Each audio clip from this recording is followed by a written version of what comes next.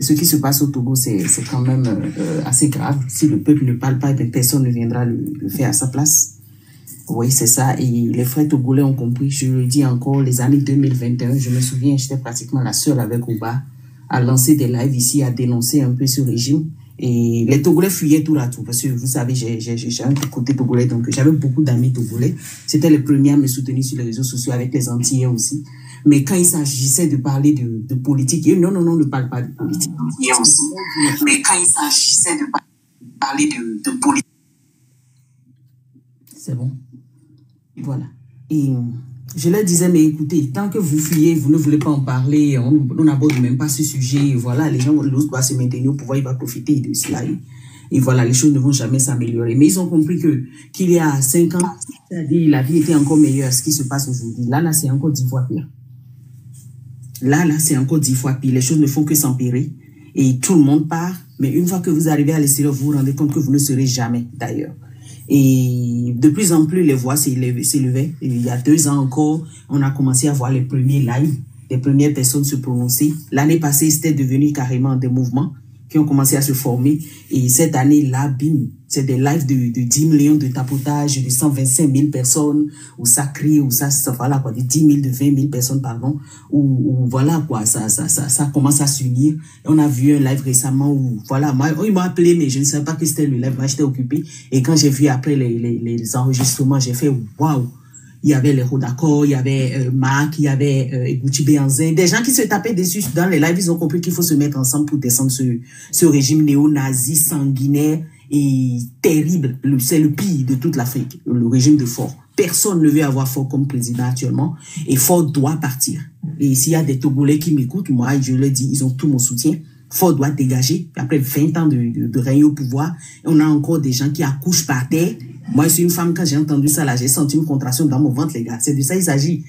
Et si nous, dans les pays les plus développés du monde, peut-être comme les États-Unis, où moi, en accouchant, je me suis évanoui. Hein. Donc, imaginez si c'était au Togo. Là, mon cadavre aura déjà, à cette heure-ci-là, mais ça, on ne parle plus, en fait. Donc, c'est de ça il s'agit. Donc, Faure, il s'en fout. Sa propre sœur, d'accord, occupe une vieille maison de son papa qui doit être réparée par l'ambassade. Autrement dit, lui, son argent, l'argent du pays, c'est même argent, en fait.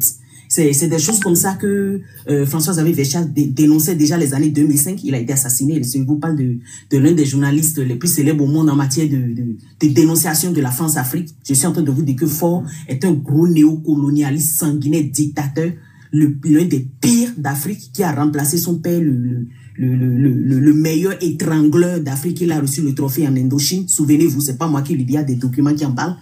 Donc, les Togolais ont compris que personne ne viendra faire la lutte à leur place. Ils ont commencé à beaucoup parler parce que là, on ne fait qu'arrêter pour rien. Même pour un simple poème, on arrête. Un poème qui dit « Fais ta part, mon frère, fais ta part ». Paf, on a enfermé le gars. C'était à Fessio. Là, ensuite, c'est encore un autre récemment qui a utilisé juste des informations que le gouvernement lui-même a publiées sur sa page. Là, encore, il est enfermé. On ne sait même pas pourquoi depuis une semaine. Et ce n'est même pas qu'il est en prison. Là, on l'a arrêté après avoir envoyé une 50aine de policiers chez lui pour une seule personne. Mais on trouve qu'il est fou, hein, on le dépose parmi des malades en psychiatrie. Vous imaginez? Vous êtes là, le lendemain, vous arrêtez et on vous dit que vous êtes fou, on vous met de l'électricité dans la tête, on vous attache, on vous enchaîne. Donnez-moi une seconde. Là, on crée des coups de terrorisme, coups de ceci, mais c'est bizarre, c'est des gens qui n'arrêtent jamais les terroristes. Les terroristes sont là. Les Togolais ont interpellé des sociétés internationales, ils ont écrit à l'Union africaine, ils ont, les institutions internationales, mais rien ne se passe. Dès que les gens arrivent, voilà, ils repartent avec une mallette en main, là, et c'est fini. Plus rien. Ils ont compris qu'ils sont livrés à eux-mêmes, qu'il n'y a pas d'institutions internationales, que ces gens ne sont là que pour leur intérêt, en fait. Et que ce soit les institutions internationales ou que ce soit le président, tous c'est des équipes qui sont contre eux. Ils ont compris qu'il faut agir. Et là, les voix s'élèvent de plus en plus. Ils ont compris que tous vont mourir s'ils ne continuent pas à se taire. Faut s'en foutre. Ils s'en foutent, c'est un homme sans papier, il est incapable de faire 2 phrases. Hein. 2 phrases. Allez sur TRT, voyez l'interview surprise que TRT lui a fait l'année dernière. Le gars dit une phrase et voilà, il regarde tout le monde. Il ne peut pas faire 2 phrases sans papier en main. C'est de ça il s'agit. Et donc, Monsieur Antoine, s'il vous plaît, fermez votre micro. S'il vous plaît. Merci beaucoup. Donc ça c'est un. Ça c'est un. Là c'est chaotique, c'est critique ce qui se passe. Sa propre sœur, je vous dis, il lui coupe l'électricité, il lui coupe l'eau dans une maison délabrée. Allez voir les vidéos. sur la page du journaliste là, Thomas Dietrich. Il en a parlé, c'était l'année dernière. C'est horrible. C'est horrible. C'est à défaut même avec sa propre famille. Voilà. Même l'eau, même l'électricité, vous n'avez pas. Et aujourd'hui, le Togo doit payer l'électricité à 12,5% de plus que ce qu'il avait déjà l'habitude de payer, dette après dette. Il n'y a rien dans le pays. Les gens ont compris que bon, c'est seulement quand vous sortez du pays que vous êtes à l'aise. Ils vont dans des pays voisins pour se chercher des pays voisins qui ont déjà des taux de chômage très élevés déjà. En l'occurrence le Bénin, où c'est chaotique actuellement. Donc voilà quoi, c'est seulement ceux qui ont des parents à l'extérieur qui s'en sortent un peu. Et il faut juste partir à l'extérieur pour pouvoir se chercher. Ce n'est pas bien, ce n'est pas juste, ce n'est pas normal. Et voilà, le peuple togolais, les voix s'élèvent de plus en plus. Et là, le 6, ils vont sortir, ils vont se mettre dans les rues. Et ils vont voilà quoi, ils vont faire du bruit. Ça va commencer par minuit 10. Et il y a un frère tout à l'heure qui nous a expliqué un peu, ils vont faire des bruits de casserole, ils vont crier, ils vont dénoncer. Et là, le lendemain, ils vont décider de où ils vont aller. Parce que là, si on décide de la place à l'avance, voilà, ils iront déjà militariser la place. On enterre des gens vivants. Et c'est des cimetières un peu partout, même dans les rues comme ça, c'est des cimetières. Des gens disparaissent du jour au lendemain et ne demandez plus, sont déjà morts. Même SM soupçon dans l'armée. Soupçon, j'ai dit, que vous êtes déjà morts. Et les exilés, il y en a plein. Et par exemple, Pyramide Togo, eux, ils ont documenté, ils ont relevé un peu les noms ils supportent beaucoup les prisonniers politiques. Et ils vont relever les noms des victimes, des morts. Déjà, ils ont compté plus de 10 000. 10 000, je vous dis, datés, documentés.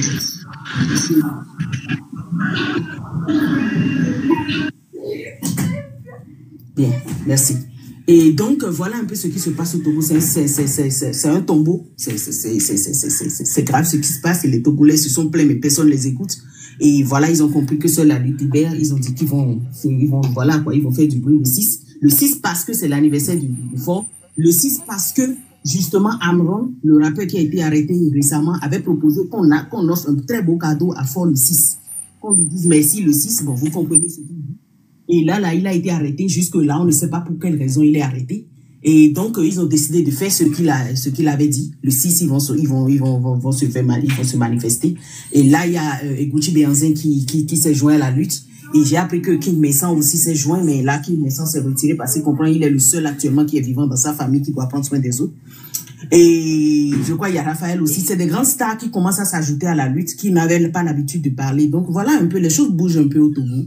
Et voilà, donc le 6, moi, les Béninois, on va s'organiser, on va faire un live en direct pour encourager le peuple togolais, le peuple qui est souverain. Moi, il y a une autorité togolaise, en plein live qui est montée là, qui m'a dit clairement que le peuple est souverain dans les autres pays, mais pas au Togo. C'est faux. Le peuple togolais est souverain. Le pays lui appartient. Et le peuple togolais a son mot à dire. Donc, le fait de changer de constitution, de quitter président pour ceci et cela, je vous rappelle déjà que Fort en 2005, déjà, Fort pour être président, dès que son père est mort, il a bloqué l'aéroport. Donc, celui qui devait être président était arrêté au Bénin, il ne pouvait plus rentrer au Togo. Et qu'est-ce que Fort a fait? Fort, la même nuit, il était président de l'Assemblée. Ensuite, on a changé la constitution. Il était ministre et ensuite, il était président avant le matin. C'est comme ça Fort est devenu président, assurez-vous. Et depuis ce temps jusqu'à aujourd'hui, il y a eu plein de morts. Rassurez-vous, le peuple togolais ne s'est pas laissé faire jusque-là. C'est juste qu'on ne les entend pas tous ces plans parce qu'on n'arrête pas de les tuer. C'est de ça il s'agit. Donc...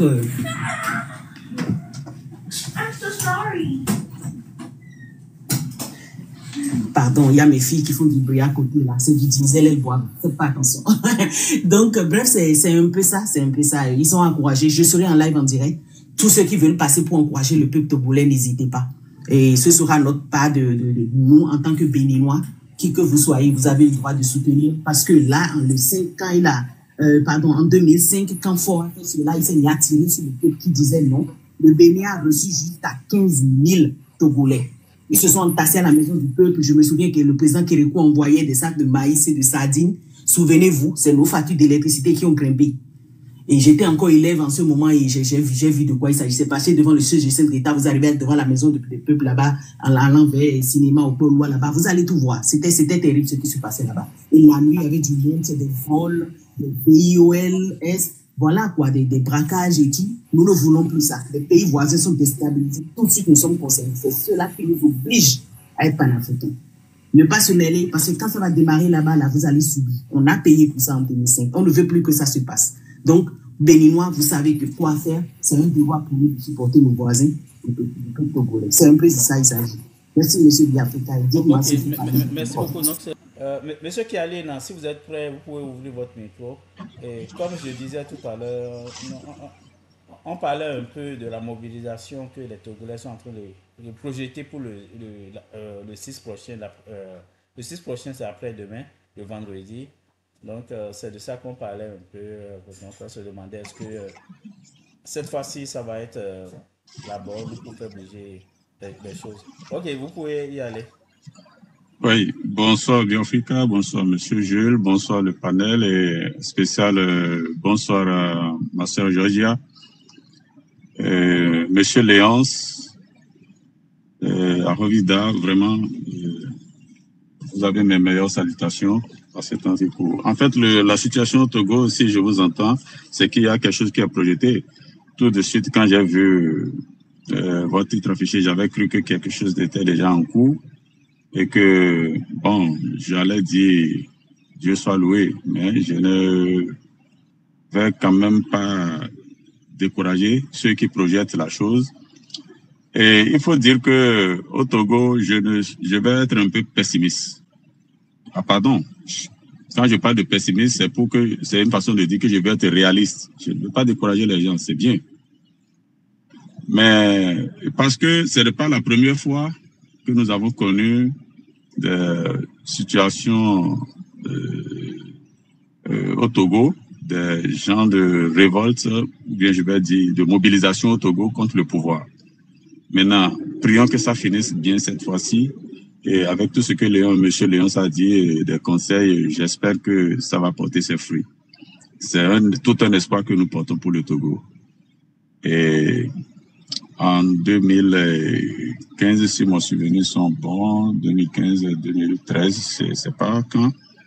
Et je suis revenu du nord, du Bénin, j'ai embranché par la région de Bassila, je suis sorti dans Chamba, dans la région de Chamba, là-bas parce que j'avais évité en fait l'autre truc là risqué du Nord Togo. Donc, je ne suis pas allé totalement. Donc, j'ai commencé de la région de Chamba, j'ai circulé tout au long du Togo. J'ai pris mon temps, en fait. Donc, pour des jours, où j'ai même passé un temps à l'hôtel de Sokodé, l'hôtel central de Sokodé, avant de descendre. Mais je peux vous dire quelque chose. Le Togo, tout le Togo me paraissait comme un gros village. Rien n'était bâti. Rien, absolument rien. Et si c'est mes petits déplacements sur Lomé, c'est presque tous les mois que je les faisais. Et donc, je vais vous dire, je connais un peu le peuple togolais avec ses problèmes. Et il faut leur souhaiter le succès. Et il faut vraiment qu'ils arrivent cette fois-ci à renverser les choses. Et le Togo n'est pas je ne le vois même pas comme un pays, je le vois comme une propriété privée d'une certaine dynastie au pouvoir. Et c'est dommage. C'est très dommage. Alors, donc, pendant que nous souhaitons tout ça, et il faut aussi dire que c'était prévisible. Hein? C'est prévisible qu'il y ait des embrouilles au Togo. Et je pense que si Faure lui-même était intelligent, il aurait pu se douter que quelque chose allait arriver. C'est peut-être pour ça qu'elle a adopté la formule que nous avons vue récemment en mettant quelqu'un là à la tête du Togo et puis comme c'est pas un monsieur a manipulé tout le temps. Bon, je sais pas. Je ne connais vraiment pas les motivations qui ont amené ce Yaya au pouvoir et qui a fait mettre Faure Gnassingbé dans la position où il est actuel. Donc c'est une façon de gouverner par procuration du Togo et ça continue. Maintenant, si le peuple ne réagit pas, je ne sais pas ce qui va venir. Alors, j'ai dit, c'est peut-être prévisible. Je vous disais que c'est prévisible. Je disais tantôt que c'était prévisible parce que dans le jeu de la géopolitique actuelle, dans la région ouest africaine, dans la sous-région ouest africaine, vous avez vu le service rendu par le Togo au pays de l'AES. Et je crois qu'au départ, les puissances occidentales qui étaient en train de chasser des terres de l'Afrique de l'Ouest, en commençant par ces pays de l'AES. Ils avaient pour premier objectif d'asphyxier l'AES en lui fermant tous les ports. Alors, donc, ils ont commencé par le Bénin. Bon, le Nigeria, ça n'a pas vraiment pris parce que l'enjeu était critique là-bas. Et il y a le Togo qui devrait suivre parce que la Côte d'Ivoire, c'était déjà bouclé.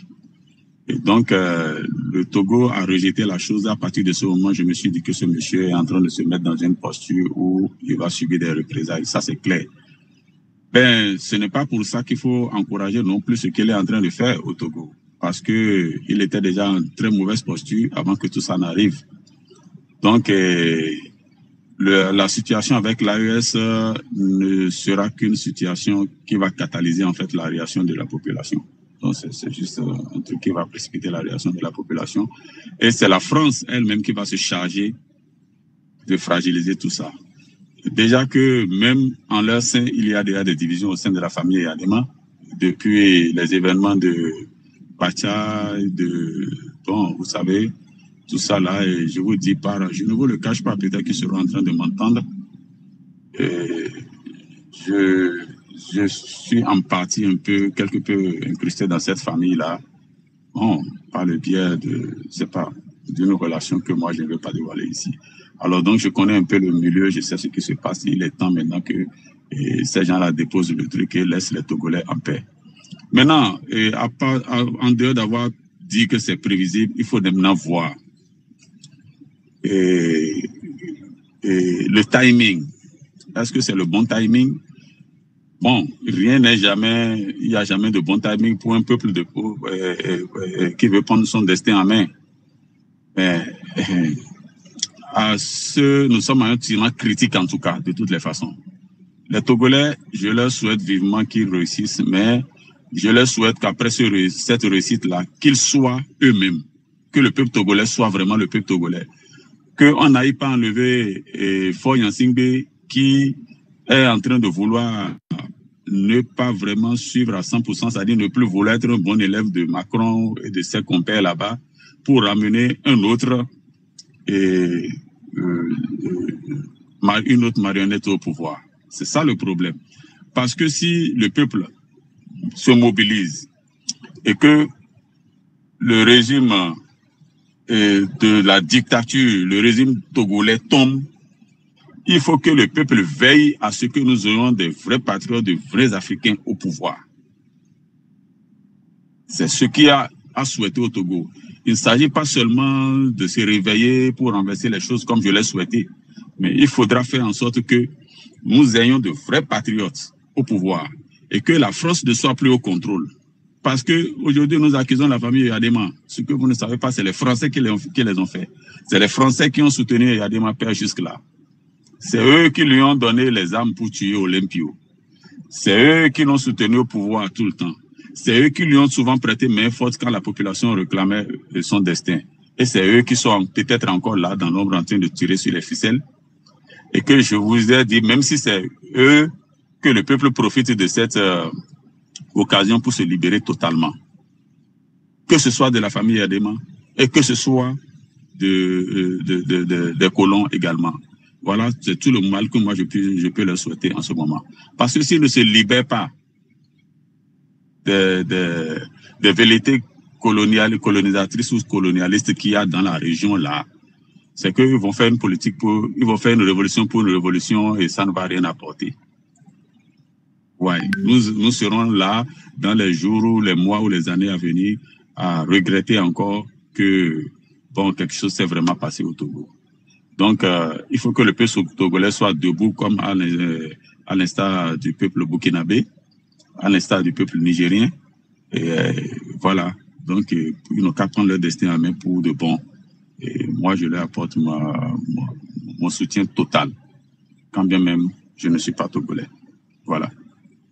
Voilà ce que je peux vous dire pour l'instant. Je vais vérifier avec Eben, je pense que Eben Cook. Oui, Eben Cook. Est-ce que vous voulez prendre la parole? Si vous voulez prendre la parole, ouvrez votre micro. Oui, bonsoir. Oui, bonsoir, oui. Vous allez bien? Oui, très bien, merci beaucoup. Oui. Ok. Salut ma présidente. Coucou Eben. Oui. Non, mais merci pour tout ce que tu as dit. Comme d'hab, rancunier et fier. Et il est temps que les Togolais aussi fassent leur vraie révolution. Comme il y a l'adage dit, on ne fait pas d'omelette sans casser les œufs. J'ai déjà assisté à certaines rébellions qui ont été faites au Togo à l'époque. Je me rappelle, j'étais jeune, je ne sais plus j'avais quel âge quand j'étais à Lomé. J'ai assisté à deux reprises, et que après on nous a fait partie rapidement avec mon oncle et tout ça, mais j'ai vu des choses qui se sont passées au Togo. À chaque fois que les Togolais se sont levés, comme tu l'as aussi bien dit tout à l'heure, à chaque fois que les Togolais ont essayé de se lever pour essayer de faire bouger les choses, on a assassiné, on a tiré sur le peuple. Et je vous dis, moi-même, j'ai vu chez moi, à Tocoin, parce que j'habite juste derrière le Toganim là-bas, ok? Et j'ai vu des gens se faire courser par des militaires. C'est pas on dit, je devais avoir, je sais pas, 13, 14 ans, quelque chose comme ça. Je m'en rappelle comme si c'était hier, tu vois? Et là, cette fois-ci, je demande pardon à tous mes frères et sœurs, togolais, comme ma sœur, ma présidente, elle a dit, les Béninois doivent se lever, les Ghanéens doivent se lever. C'est-à-dire, c'est toute l'Afrique qui doit se lever. Ce mouvement qui va être fait ce vendredi 6 là, ce n'est pas juste un problème des Togolais, c'est un problème de toute l'Afrique. Et ça veut dire qu'une fois que le Togo, on aura réglé ce problème, on fera pareil pour le Bénin. On fera pareil pour la Côte d'Ivoire. On fera pareil pour tous les pays africains où les présidents qui sont au pouvoir ne travaillent pas pour l'intérêt de leur population. Un président d'un pays, tu es le papa de tes enfants. Tous les enfants de ton pays sont tes enfants. Tu te dois de t'en occuper, de leur apporter des solutions. Ok, tu pourras pas t'occuper de tout le monde en même temps, au même moment. Mais tu dois faire le taf. C'est inadmissible que on est au Togo, nos mamans, nos tantes, nos sœurs, nos femmes sont enceintes. Au moment d'accoucher, elles vont à l'hôpital. On les laisse pourrir dans des couloirs pour juste 30 000 francs CFA, 40 000 francs CFA. Pendant que ce mec achète des châteaux en France et qui viennent juste dormir dedans 2 semaines par mois, 2 semaines dans l'année, 1 mois dans l'année. C'est-à-dire un château qui coûte, je sais pas, plus d'1 million d'euros, avec l'entretien du château, le personnel qu'il y a dedans, c'est minimum 150 000 euros par mois pour l'entretenir, pour juste venir dormir dedans 1 mois.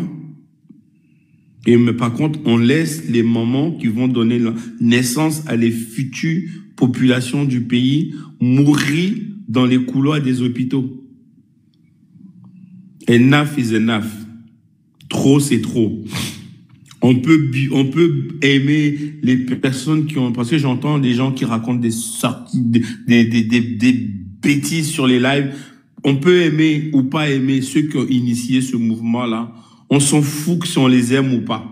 Ils ont initié un mouvement pour les Togolais, pour le peuple togolais, pour changer la donne. On doit tous aller derrière ce mouvement. On doit tous soutenir ce mouvement. Point barre, c'est tout. Une fois que ce problème il est réglé, on trouvera d'autres solutions. On trouvera des solutions pour savoir qui va faire quoi, qui va pas faire quoi. Les Burkinabés ont fait la leur. Les Maliens ont fait la leur. Les Nigériens ont fait la leur. Togolais, peuple togolais, je suis togolais de mère. Et je suis fier d'être togolais. Je suis fier de cette femme togolaise qui m'a donné la vie. Elle m'a inculqué des valeurs, des principes.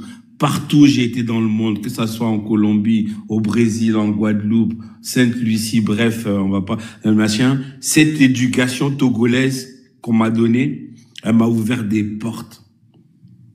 Elle m'a permis de tisser des liens avec des personnes et des gens qui connaissent le Togo. Ils le disent tout. Ah, vous les Togolais, ah, vous êtes des gens bien, vous êtes bien éduqués. Partout où je passe, j'entends ça. Et rien que pour ça, on ne doit plus laisser ces personnes-là donner une mauvaise image du Togo et mépriser les Togolais comme on l'a fait durant le règne du Père et le Fils. Le Togo n'est pas un royaume. Si vous ne vous levez pas, vous ne réagissez pas, ce 6-là, je ne veux plus vous entendre vous plaindre. Je ne veux pas entendre un seul Togolais se plaindre. On ne vous demande pas de casser. On ne casse rien. On brûle rien. On ne rentre pas dans l'affrontement avec les militaires. On reste dans nos quartiers. On ne va pas travailler. Personne ne va travailler. On reste dans les quartiers. On fait des mouvements pacifiques. Aujourd'hui, on a Internet, on a les réseaux sociaux. Envoyer des vidéos, on va le relayer. Ma présidente qui est là, elle est active sur les réseaux sociaux. Elle a des millions de gens qui les suivent. On l'a fait pour le Sénégal. On était sur des lives. On a tabassé les lives. On a fait des lives pendant 3 jours. On dort pas. On relaie. On passe par là. On a dénoncé pour le Sénégal. Et on va faire pareil. Vous n'êtes pas seuls cette fois-ci. Oui, c'est vrai, vous allez dire oui, on n'est pas au pays, on vit dans nanana. Sachez que nous qui vivons à l'étranger là, on vit pas mieux que vous, hein. Ma présidente, elle est là, elle peut vous le dire, hein. Et les autres qui sont sur les lives, qui sont en Occident ou dans d'autres pays, dites-leur à nos frères, on vit pas forcément mieux que vous. Oui, on a quelques trucs que vous avez pas là-bas, mais en réalité, c'est kiff-kiff. On subit aussi la misère, hein. On survit. On se bat pour pouvoir manger, pour pouvoir vivre et tout, autant que vous. Donc, on n'est pas là pour vous dire ce que vous avez à faire et tout, mais à un moment, il faut prendre les taureaux par les cornes. Il faut dire non. Et là, c'est l'occasion de dire non. Le monde entier nous regarde. Il va pas pouvoir tuer tous les Togolais. Il y aura peut-être des personnes qui vont peut-être mourir, mais comme on dit, on fait pas des omelettes sans casser des œufs. Malheureusement, c'est triste à dire. Et j'ai pas la solution, mais c'est pas une raison pour laquelle on doit continuer à rester sur la domination de ces personnes-là. Si on le fait pas, c'est toute une génération encore qui va vivre dans ce carnage, dans ce charnier, et c'est plus possible en fait. Je vais abréger là. Comme ça, on va pouvoir passer la parole à quelqu'un d'autre. Et puis, s'il faut, on me redonnera la parole. En tout cas, les frères, il est temps qu'on fasse ce qu'on a à faire. Et nous, ici, on va faire des lives, de live en live. On va dénoncer tous les vidéos qu'il va y avoir. On va republier, on va envoyer à gauche, à droite. Pour l'instant, c'est ce que nous, on peut faire. Voilà, on n'est pas sur le territoire. Moi, si j'étais sur le territoire, ma présidente, elle connaît mon tempérament.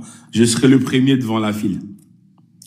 Mais bon, c'est facile quand on est à l'extérieur de dire ça aussi. Mais bon, en tout cas, je pense que vous m'avez compris.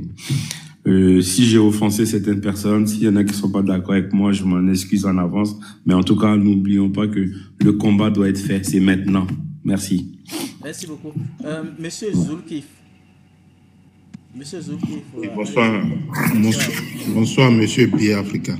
Comment vous allez? Et je salue tout le monde sur le panel. Par rapport à la situation actuellement, vraiment, moi, ma préoccupation, c'est que l'Afrique, le premier problème que nous, les Africains, on a, c'est qu'on n'a pas de patriotes, dirigeants patriotes qui pensent aux pauvres populations. Et le second, c'est la corruption qui domine surtout les pays francophones de l'Afrique. Et maintenant, si on voit ces dirigeants qui m'amènent leur population, à quoi ils s'en servent pour avoir des forces pour faire ça? C'est à l'armée. Même si les populations se lèvent, ils se vengent. L'armée est là pour faire des répressions. Mais moi, qu'est-ce que je peux dire? Vraiment, on va supprimer l'armée de chaque pays africain francophone. C'est pas les militaires qui prennent le pouvoir, qui sont dans le même système, hein, comme la Guinée-Conakry. Hein. On veut les militaires comme Ibrahim Traoré, comme Assimi Goïta, comme Tiani. On veut des militaires patriotes. Parce que c'est eux seulement qui peuvent nous sauver. Même si la population se soulève. S'il fait sortir ses armées, il tue 1, 2, 3, les gens vont fuir. Ça, c'est sûr. Parce que la population n'a rien, il n'a pas l'âme, il n'a rien pour se défendre. Donc vraiment, on doit supprimer tous les pays Afrique francophone, surtout de l'Ouest. L'armée doit prendre ses responsabilités avec les dirigeants désordonnés qui ne pensent pas même à la mort parce qu'ils ne détiennent même pas leurs armes. Même comme ils sont déjà dans les sectes sataniques, même leurs idées ne vont pas là-bas. Et on veut les patriotes. Ce n'est pas des gens qui ont la bouche. Parce que parmi nous aussi, il y a des gens qui parlent aujourd'hui. Arrivé à ce niveau, ils ne s'intéressent pas aux pauvres populations. C'est comment remplir leur poche, devenir milliardaires. L'argent qu'ils vont voler, amener en Europe. Et après, l'Europe va saisir tout. Ils approvisent l'Afrique. Ils paient des maisons. Après, c'est des biens de l'État européen. On est en Europe vraiment, mais on sait la souffrance qu'on vit. On a une vie en Europe. C'est de la merde. C'est le stress en Europe. Mais pourquoi on laisse notre pays? C'est à cause des dirigeants corrompus qui ne pensent pas à leur pauvre population. C'est seulement voler l'argent de l'État, faire des prêts, endetter le pays. Et vraiment, on supprime l'armée de chaque pays francophone. Presque au moins les pays de l'Afrique de l'Ouest francophone. Réveillez-vous. Prenez vos responsabilités avec les dirigeants vendus. Vraiment, c'est ma doléance. Parce que la population n'a aucune force. Si la population se lève maintenant, ils vont tuer. Et les gens vont se reculer. C'est ça qui passe dans mon pays, le Bénin, que moi-même je viens. Donc vraiment, on demande à l'armée de chaque pays francophone, surtout l'Afrique de l'Ouest, de sauver leur population. Parce qu'on sait qu'il y a des patriotes parmi eux. On veut les patriotes comme Ibrahim Traoré, comme Assimi Goïta, comme Tiani. Et vraiment, on va essayer de notre mieux. En parlant. Merci Biafrika, je n'ai pas trop à dire. Okay, merci beaucoup. Donc, merci les amis. Si vous êtes avec nous, n'hésitez pas à continuer à partager le live, à aimer le live. Et si vous n'êtes pas abonné, vous pouvez profiter pour vous abonner à notre chaîne. Frère Zagor, vous pouvez ouvrir votre micro pour prendre la parole. Ok. Et bonsoir à tout le monde. Oui, bonsoir. Bon, le problème en Afrique francophone, c'est d'abord ceux qui dirigent nos dirigeants. Donc, dans la hiérarchie, c'est la hiérarchie qui pose problème en Afrique de l'Ouest surtout. Et c'est ça qui fait le défaut du patriotisme au niveau de nos dirigeants. Parce que, moins de choses, ils sont sous le coup des menaces. Vous aurez pu constater que dans l'Afrique francophone, chaque ambassade française est liée directement à chaque présidence. Donc, vous voyez déjà, nos présidents, d'abord en Afrique de l'Ouest, quand on fait des élections là, c'est des matchs amicaux. Donc, ils savent déjà, que ça soit dans l'opposition comme dans la mouvance, ils savent déjà qui doit prendre le pouvoir pour manipuler un peu la population dans leur compte. Donc, ils ont cette prédation en tête. Et à chaque fois, si cette tête-là ne correspond pas à leur profil, à leur idéologie, ils font tout possible pour que celui qui est au pouvoir le chasse du pays, ou bien l'emprisonne, ou bien peut-être lui colle quelque chose pour que la personne soit en fuite pour toujours. Et il devient un exilé politique. Donc, et d'abord, aujourd'hui, maintenant, on constate que de jour en jour, avec l'effondrement de l'Europe et je dirais, de l'Occident.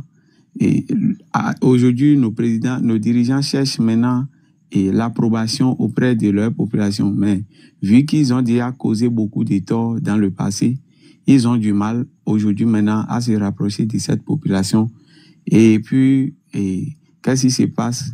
On sait directement que la population est déjà sous le coup des années précédentes. Donc, ils n'ont qu'une seule option, c'est l'armée. Tous les généraux dans n'importe quelle armée en Afrique de l'Ouest sont tous corrompus. Donc, on sait déjà qu'eux, ils sont tenus par le colon ainsi que le président qui va avec. Donc, la seule solution que moi je trouve en Afrique de l'Ouest, c'est de peut-être donner la force de chaque jour que Dieu a fait là, de donner le courage à nos petits militaires qui décident, qui ont le courage peut-être. On prend un bataillon et parmi eux, on sait qu'il y a des vaillants guerriers dedans. Ils peuvent peut-être décider autrement pour que chaque population les suive, comme l'ont fait les pays de l'AES, parce qu'on voit que c'est la population qui constitue la force d'un pays. Donc, si tu as le soutien du pays, le colon ne peut rien faire contre toi. Sinon, les Ibrahim, les Tiani et autres, là, ils auraient pu être neutralisés sans gêne. Mais vu que la population est éveillée et assure elle-même sa propre sécurité, c'est tout. Donc, ce que moi je vais dire, on doit, en Afrique de l'Ouest, peut-être changer un peu le système démocratique. C'est-à-dire, c'est une démocratie déguisée. Et je demande à nos présidents, à nos dirigeants actuels de tenir compte au moins de certains pays qui ont été autrefois des pays du tiers-monde. En particulier, et je prends l'exemple toujours sur la Chine, de voir l'idéologie chinoise, comment eux, ils se sont battus pour en être là où ils sont aujourd'hui. Donc, s'il y a des dirigeants qui continuent toujours de rêver, genre, leur manière de fonctionner au 21e, dès le début du 21e siècle, je leur demande, bon, pardon peut-être, hein, et de revoir un peu leur système.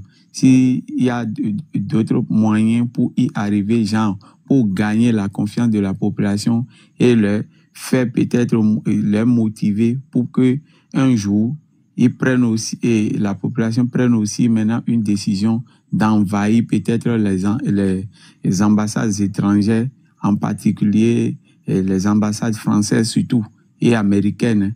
Moi, je demande ça là toujours. Si elles peuvent envahir une fois de bon et rester concentrées pendant 3 jours, je pense que les militaires, eux aussi, ils ont leurs parents dedans.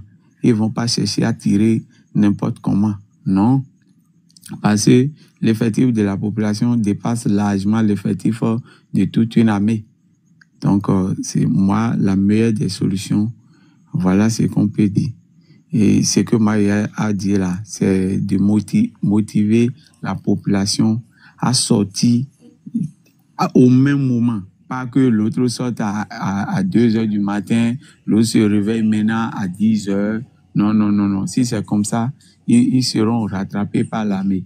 Mais si tout le monde décide dans une communauté donnée que eux là, aujourd'hui, ils vont barrer toutes les voies et rester concentrés. Aucune armée n'interviendra pour dire ils vont tirer sur toute une foule. Non, c'est impossible.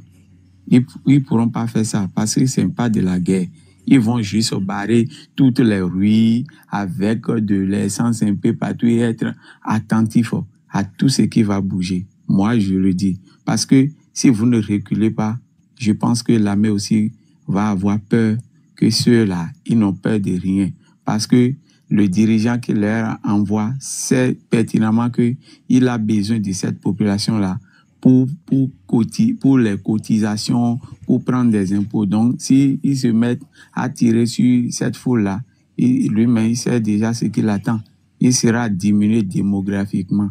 Donc, je pense que dans nos têtes-là, on doit enlever la peur et être concentré.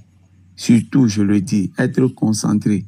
Mais c'est le défaut, le majeur, le défaut qu'on a en Afrique de l'Ouest, ou bien généralement en Afrique. Nous sommes vraiment à 80% des croyants.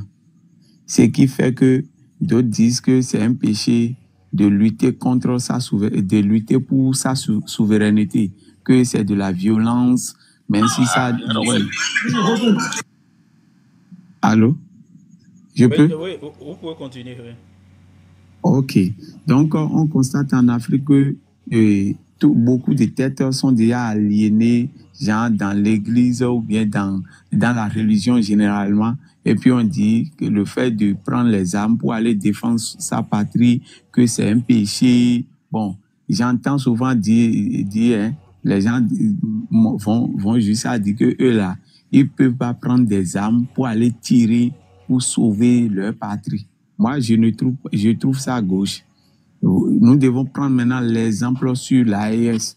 Eux, ici, sont les VDP, des civils qui sont devenus aujourd'hui militaires.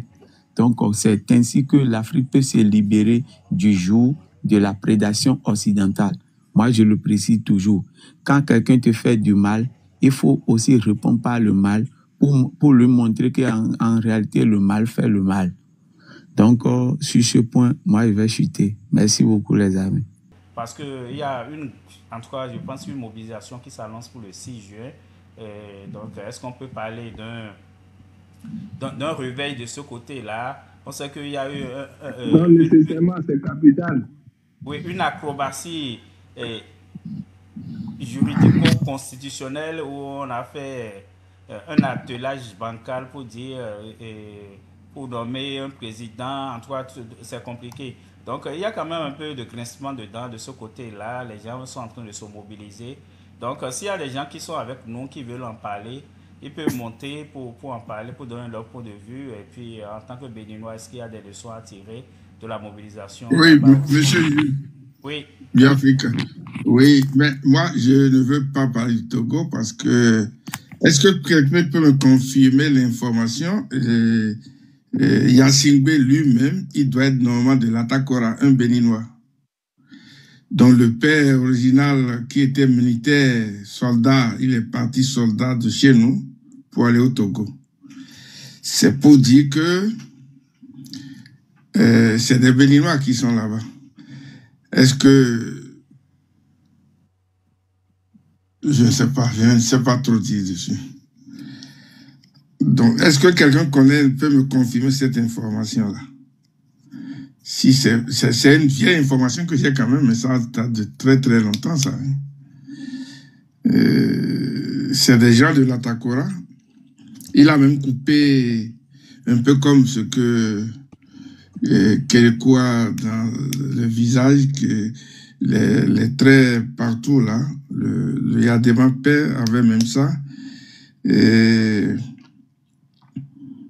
tout fait croire qu'il vient effectivement. Il est connu, hein, Kérékou le connaissait très bien. Autant de Kérékou, il est connu.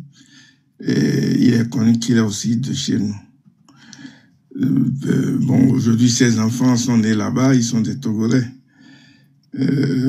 Ça me gêne un peu de parler d'eux. Ça me gêne un peu. Néanmoins, je ne sais pas si mes informations sont vraies ou fausses, ça je ne sais pas trop. De toute façon, dans la sous-région chez nous, vous savez, c'est la dictature qu'il y a partout. Il faut voir ce que fait Ouattara. Macky Sall avait tenté, heureusement que ceux qui sont là, les Sonko, avaient joué au panafricanisme. Et les gens étaient morts en leur nom et ils sont venus au pouvoir. Aujourd'hui, ils sont à 50-50. On ne peut pas trop dire qui sont-ils au Sénégal. Mais sinon, les autres pays, il faut voir même le comportement de Tinubu face à l'AES. Et ce que Tinubu organise contre les Nigériens, tout ça là. Donc, toute la région là, c'est pourri. Et c'est même toute l'Afrique noire, je vais dire. Et qui sont ceux-là qui sont responsables de ça, qui supportent aujourd'hui les Yadema. C'est toujours les mêmes occidentaux. Et ce qui est intéressant dans le comportement des Français, et si vous les suivez très bien, Ils fabriquent l'opposition et fabriquent en même temps celui qui est au gouvernement. Ils sont par exemple avec Talon. Au même moment, ils gardent des réfugiés en France.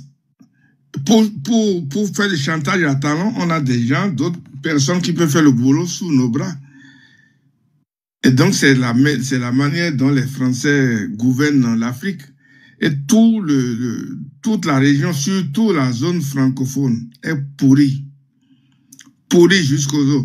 Et on est inconscient, on ne sait plus quoi faire même pour réveiller la conscience des Africains. Parce que le boulot devient de plus en plus difficile. Quand c'est en fait cette corruption que le blanc fait, il prend juste un poids de gens à qui il donne beaucoup à manger et ceux-là vendent la majorité qui trépident dans la pauvreté toute leur vie. Et c'est dommage pour notre continent.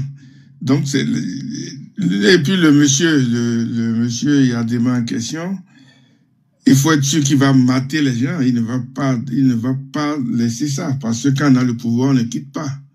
Quand on a le pouvoir chez nous en Afrique, et on a toujours les mêmes gens au dos qui vous garantissent. C'est les Occidentaux. Aujourd'hui, les Américains se sont tellement rabaissés qui se sont mêlés à tout ça là. Avant, c'était les Français qui mettaient devant. Aujourd'hui, c'est eux-mêmes qui sont sur le terrain. Et on ne veut pas que l'Afrique change. Alors que nous avons le potentiel de devenir une puissance, une vraie puissance. Il y a tout là, il y a tout, rien ne manque. On a tout, malgré qu'ils ont tout volé, il y a encore beaucoup de choses. Il faut voir les gens qui ne se laissent pas faire comme ça, ils ont des réserves d'or. Ils ont des réserves d'or en quantité. Donc pour créer notre monnaie, que ce soit par pays ou que ce soit la monnaie unique pour l'Afrique noire, on peut créer ça avec demain si on veut. Parce que l'or qui a là comme réserve, l'or réel, je ne parle pas des mines, l'or qui existe réellement, physiquement dans différents pays, aucun pays du monde, ni les Chinois ni les Américains, n'ont ça. Il n'y a personne qui a cette quantité-là. On parle de plusieurs centaines de milliers de tonnes. Et aucun pays au monde n'a, et nous on a ça là, et pourtant on est incapable. Et on préférait prendre quelques énergumènes de personnes corrompues, préférait prendre juste un petit truc, alors que s'ils revenaient, ils mettaient la balle à la tête pour être beaucoup plus riche, même notre président pouvait être beaucoup plus riche, si il revenait en tant que Béninois au Bénin. Là, il est là, pas pour les Béninois. S'il revenait aux Béninois, il pourrait développer le pays et être beaucoup plus riche. Pas lui, il aura beaucoup de milliardaires au Bénin et en Afrique. Et c'est valable pour tous les pays africains. Ce que dit n'est pas spécifique pour le Togo ou le Bénin. C'est partout comme ça. Mais nous, la peau noire, là, on n'arrive pas à comprendre ça. Que ce que nous avons est plus que ce que les gens nous donnent. Et effectivement, ce que nous avons, c'est énormément beaucoup plus. On a ça, la richesse est là. Et on ne voit même pas. On ne veut pas entendre, on ne veut pas voir. Et on se bat pour les autres, on se tue pour les autres. Il faut voir les terreaux, c'est des Africains, c'est des Arabes, les mêmes Noirs là, qu'on prend pour tuer d'autres Noirs. Et c'est ça notre continent. Et ils ont dit, moi j'ai suivi la dame de l'Union européenne, là, Ursula, qui s'est moqué même des Africains. Quand les Africains avaient voté à l'Union, pas à l'Union européenne, mais les Africains avaient voté pour la guerre de l'Ukraine et la Russie. Et à l'ONU, ils ont supporté les Russes, mais c'était un tollé. On dit depuis quand les Africains se permettent de ne pas respecter les consignes qui leur ont été données. Donc partout, nous, les sous-hommes, on n'a pas de mots, on n'a pas de paroles, on n'a rien. Mais ce sont nos mêmes frères qui nous trahissent. Et qu'est-ce qu'il faut faire? Moi, je pense qu'il y a une lutte interne qu'il faut faire. La lutte, ce n'est pas contre les Blancs. Les traites, c'est parmi nous. Les traites, c'est toujours les mêmes Africains. C'est ces Africains qui pensent qu'ils ont déjà tout eu pour leurs petits-fils. Ils n'ont rien eu. Il faut aujourd'hui, par exemple, un certain Trump est en train de dire qu'il va bloquer les richesses des Noirs aux États-Unis. Et donc, quand vous volez, c'est ce qui va arriver. Il vaut mieux développer votre continent. Il vaut mieux développer le continent et qu'il y ait beaucoup de riches, pas 1, 2, pas 3 personnes qui prennent tout le bien du pays. Il faut que le petit Togo, là, qui ne veut pas prendre l'exemple d'un pays, un petit pays comme ça, mais qui se fait consommer par un certain Yassingbe, un certain Fort. C'est triste, mais ce n'est pas que lui. On ne sait pas ce qui va se passer en Côte d'Ivoire. En Côte d'Ivoire, il faut voir ce qui va. Il faut voir Kagame est en train de vendre le grand Zaïre, la RDC, aux Occidentaux. Un petit pays de Kagame, là, tout petit, là. Donc, c'est toujours les Noirs, là, toujours les mêmes Noirs. Ce ne sont pas les Blancs qui viennent directement. Eux ne viennent pas directement. Ils partent toujours par les Noirs. Et c'est là qu'il faut trouver la solution. La solution pour libérer l'Afrique, ça viendra de nous-mêmes. Et il faut faire une lutte interne pour se libérer. Si on ne fait pas ça, on ne va jamais se libérer. Et c'est dommage pour les Togolais. Et on fait les jeux, on devient Premier ministre avec tous les pouvoirs, on met quelqu'un là, comme je ne sais quoi là, une figure qui n'a même pas de figure, qui est là, et on continue toujours. Et j'ai même peur que le pire ne se passe au Bénin parce que moi je suis certain, convaincu que le président Talon ne partira pas. Il ne partira pas simplement parce que si moi, à sa place, je ne partirai pas de toute façon. Hein. Parce qu'un gars qui a volé tout ce qu'il y a dans le pays, il ne partira pas. C'est à cause de ça. Il n'y a pas d'autre raison. Ce n'est pas qu'il aime le pays et qu'il veut travailler pour les Béninois, non. Il ne partira pas à cause de sa richesse illégale. C'est exagéré. Ce que lui a fait, on n'a jamais vu ça. Ça ne s'est jamais passé. Et si on ne fait rien aussi de son côté, c'est parti pour une nouvelle décennie et d'autres décennies et d'autres décennies.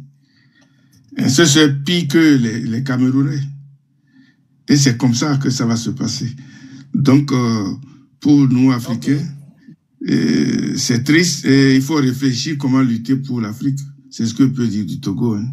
Merci, monsieur Biafrica. Ok, merci à Robida.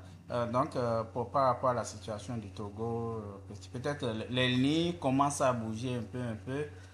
Donc, on va voir ce que ça va donner la mobilisation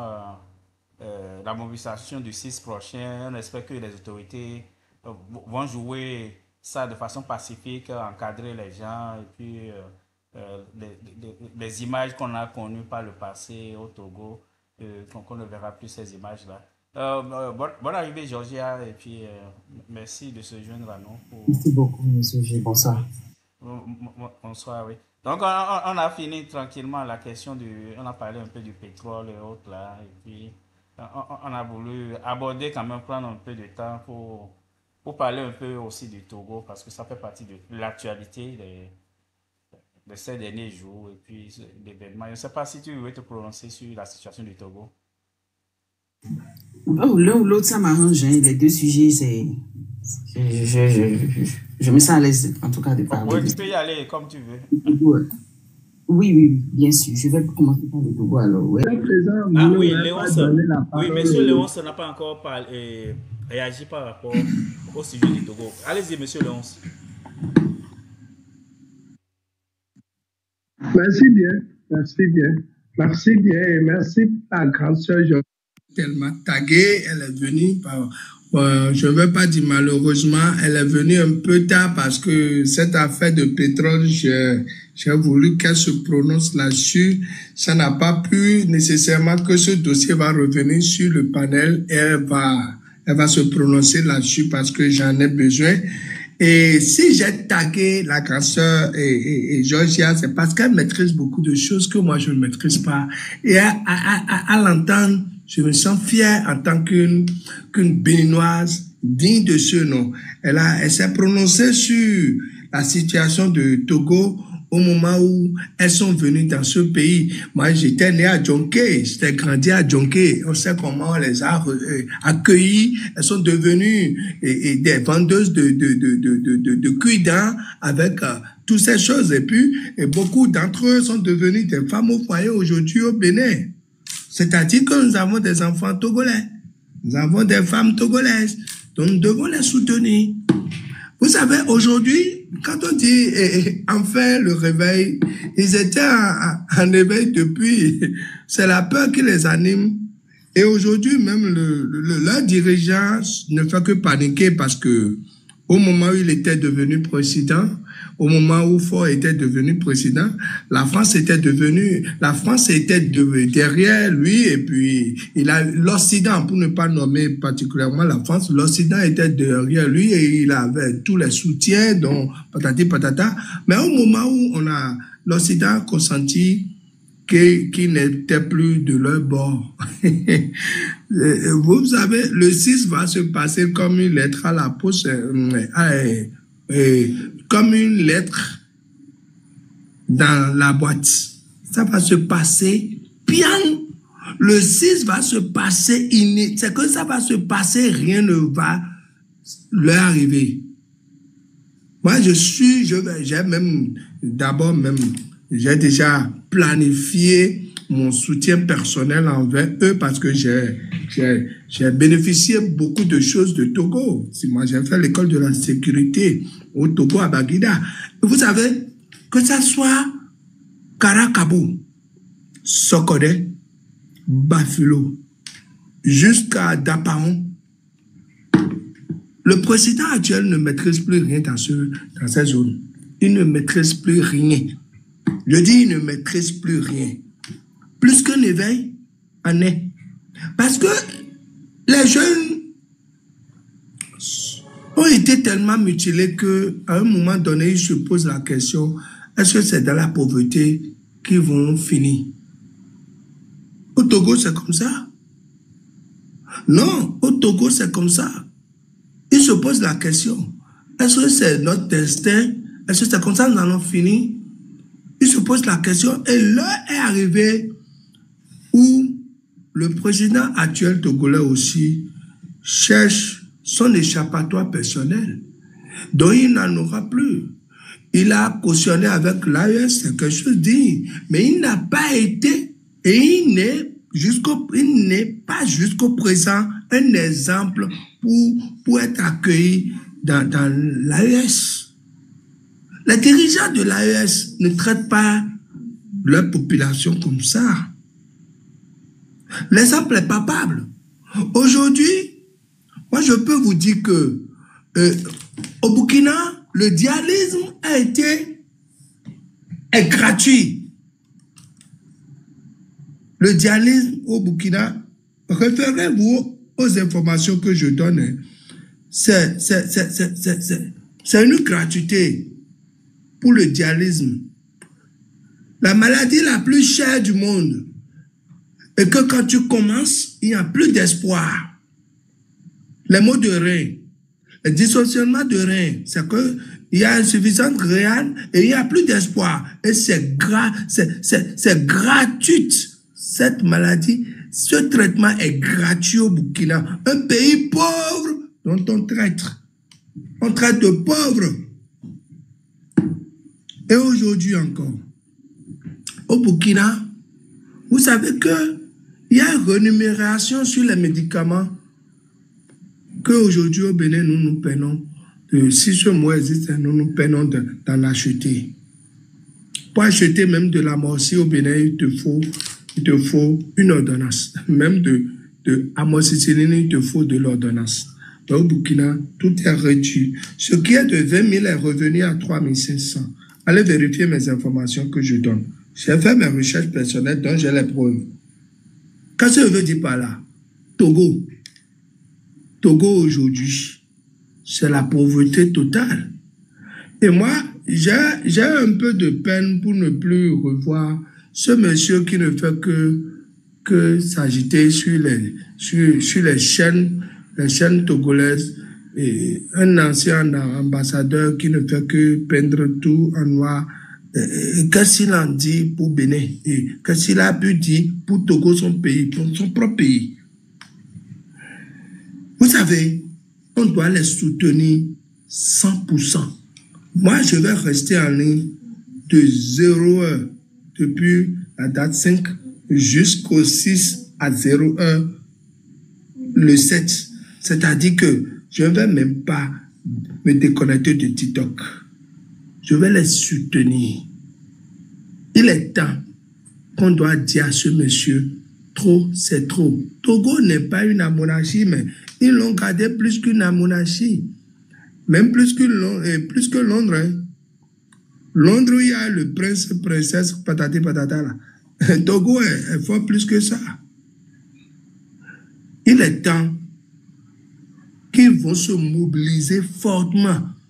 Et moi, les conseils que je vais leur donner est que déjà à 5 heures, à la veille de 6 là, chacun n'a qu'à se procurer de calotropie procéra, structurer, avoir son jus et mettre ça dans les narines et garder le reste dans la poche. C'est contre les gaz lacrymogènes. Ils vont t'en tirer. Celui qui utilise les calotropie procéra n'aura rien devant les gaz lacrymogènes. Ça, c'est une expérience. Allez faire. Nous, on a beaucoup fait à Cotonou ici. Parce que quand on va s'exposer, vous allez se rendre compte que c'est un monsieur qui a trop lutté pour la liberté de ce pays. Moi, je vous parle en tant que Léonce Kenoume. Kenoume, allez définir. Hein. Kenoume Awida, c'est un autre nom. Je vais vous le dire. Et j'en passe. Ils n'ont qu'à se mobiliser, aller chercher les calotropies posera. Ça, c'est à part. Maintenant, pour ceux qui vont rester devant la mobilisation, la mobilisation là, ils n'ont qu'à garder, le mot m'échappe, hein, Adjikwi, au Bénin, on appelle ça Adjikwi. Adjikwi, si quelqu'un a son nom en français, qu'il donne avec un bon citron dans leur poche, ils n'ont qu'à tirer sur eux. Rien ne va se passer. Il est temps qu'on va dire hâte à ce monsieur-là. Togo n'est plus dans l'ombre. Togo a tous les potentialités pour s'évoluer. Mais aujourd'hui, il n'y a plus les pays occidentaux derrière lui. Il est lâché et il veut courir vers AES. AES lui a posé des conditions. Si tu veux rentrer dans notre groupe-là, il faut nécessairement donner la possibilité, telle possibilité à ta population. La population togolaise souffre. Beaucoup même. Et on ne peut pas tolérer. Quand ça va quitter Togo, c'est vers Bénin ou bien vers Ghana. Au Togo, au Bénin, c'est là. Celui qui est là aussi, c'est que non. On n'allait pas tous mourir ensemble. Non, ça ne va pas se passer ainsi. Nous, on s'est mobilisé à l'aéroport pour qu'il descende. Et on sait qu'il doit partir. Mais même pas maman, il ne va rien cautionner avant de partir. Au moment opportun, vous saurez. C'est Léonce qui vous parle. Je n'ai jamais peur. Demain, quand ils vont venir, je vais les suivre et je vais encore revenir sain et sauf. Moi, je n'ai pas de virus de cybercriminalité dans mon portable. Ils ne vont jamais trouver. Et ils ne vont jamais trouver dans ma chambre. Je les défie. Et il est temps que Togo va se lever. Quelqu'un qui va se lever à 10h15. Chers Togolais, ne cherchez même pas des gongonneurs spécialisés. Allez chercher des groupes personnels. À 4h, commencez par gongonner, de village en village, de porte à porte, et réveillez-les tous à 3h du matin. La population dépasse toujours